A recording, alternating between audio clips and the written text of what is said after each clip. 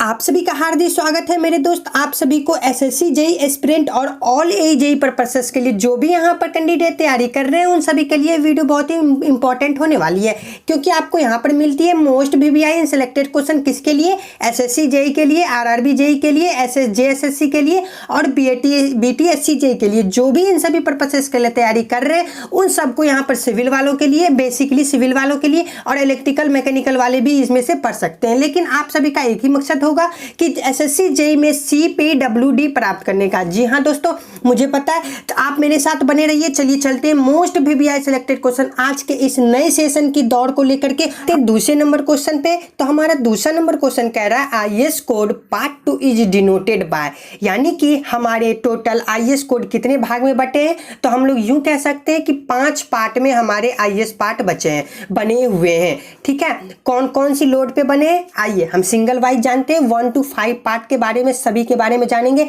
अच्छे से जानेंगे, सीरियली वाइज जानेंगे।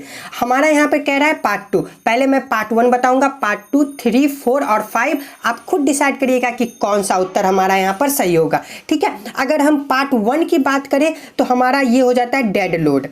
ओके, ये हमारा डेड लोड जो होता है ना, ये हमारा पार्ट 1 पे आईएएस को डिनोट करती है। अगर हम पार्ट 2 की बात करें तो ये हो जाता है हमारा लाइव लोड। ठीक है दोस्तों, नोट करते जाइएगा, बहुत ही इंपॉर्टेंट है, बहुत बार अक्सर क्वेश्चन यहाँ से आते हैं। अगर हम पार्ट 3 की बात करें तो ये आ जाता है wind load. Wind load part 3 हो गया। और अगर हम पार्ट 4 की बात करें तो ये आ जाता है स्नो लोड।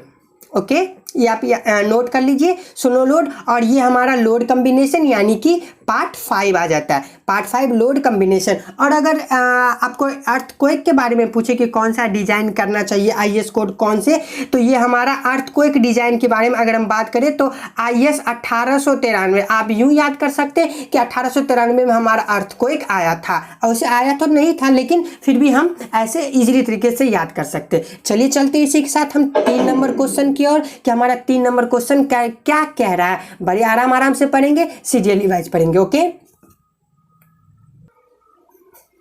हमारा यहाँ पे 3 नंबर क्वेश्चन कह रहा है the recommended IAS code for earthquake. जी हाँ, देखिए यहाँ पे हम बताए थे और ये यहाँ पे क्वेश्चन आ चुका है। IAS code resistance earthquake resistant design for structure is, यानी कि अर्थक्वेक के लिए हम लोग कौन से आईएएस कोड का यूज करते हैं।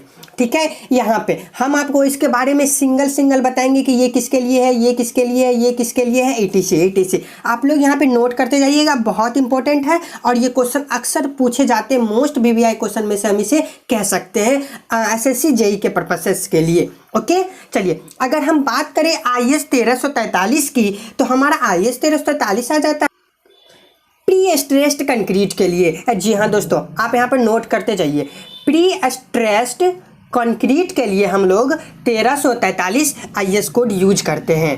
ठीक है, 1343 किसके लिए, प्री स्ट्रेस कंक्रीट के लिए। और अगर हम बात करें आईएएस 456/2000 किसका यूज करते हैं, तो यहाँ पे आ जाता है आरसीसी स्ट्रक्चर।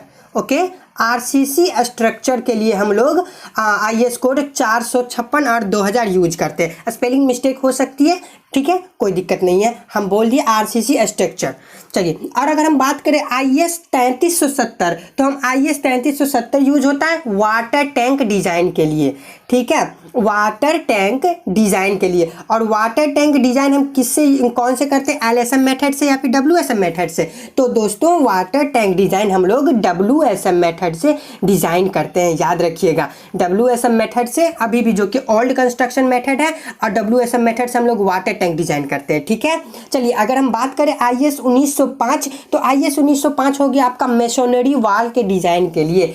मेसोनरी वाल के डिजाइन के लिए हम लोग किसका यूज करते हैं, कौन सा आईएएस कोड का, तो आईएएस 1905। और अगर हम बात करें आईएएस 1893, तो जी हाँ, हमारा उत्तर हो जाएगा यहाँ पर अर्थक्वेक के लिए आईएएस कोड 1893। ये इसके लिए हम डिजाइन करते हैं आईएएस कोड ये। अब आप हमें बताइए कि इसमें से कौन सा उत्तर सही होगा, तो हमारा उत्तर नंबर ई सही होगा। दोस्तों यहाँ पे आपको एक क्वेश्चन के साथ साथ यहाँ पर मोस्ट इंपॉर्टेंट क्वेश्चन यहाँ पे देखने को मिली है, अगर आपको वीडियो इन्फॉर्मेटिव एंड नॉलेजेबल लगे तो आप हमारे चैनल को सब्सक्राइब कर सकते हैं। चलिए मिलते हैं इसी के साथ आपसे नेक्स्ट वीडियो में, नेक्स्ट पार्ट में।